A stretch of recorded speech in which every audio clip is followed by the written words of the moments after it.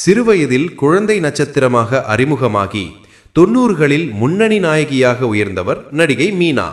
என் ராசாவின் மனசிலே படத்தின் மூலம் நாயகியாக அறிமுகமான அவர் தமிழ், தெலுங்கு, கன்னடம் உள்ளிட்ட பல மொழிகளில் நடித்துக்கொண்டே 90களில் முன்னணி இடத்தை பிடித்தார். மீனா என்றாலே மக்கள் மனதில் இருக்கும் படங்கள் எஜமான், முத்து, நாட்டாமை, சேதுபதி IPS, அவ்வை சண்முகி, பாரதி கண்ணம்மா, வெற்றி குடிக்கட்டு, வானத்தை போல், ரிதம், சிட்டிசன் போன்றவைதான். மீனா பெங்களூரை சேர்ந்த வித்யாசாகரை திருமணம் செய்து கொண்டார். இவர்களுக்கு நைனிகா என்ற மகள் உள்ளார். ஆனால் வித்யாசாகர் சில ஆண்டுகளுக்கு முன்பு நுரையீரல் தொற்றால் உயிரிழந்தார். இந்நிலையில் மீனாவின் இரண்டாவது திருமணம் குறித்து பரவும் வதந்திகள் குறித்து அவர் திறந்த மனதுடன் பேசியுள்ளார். எனது கணவரின் மறைவுக்கு பின் என்னை பற்றி பரவும் பொய்யான செய்திகள் என்னையும் என் குடும்பத்தினரையும் ஆழமாக பாதித்தது. குறிப்பாக இரண்டாவது திருமணம் குறித்து வரும் வதந்திகள் மிகவும் கடினமாக உள்ளது என்று அவர் தெரிவித்துள்ளார்.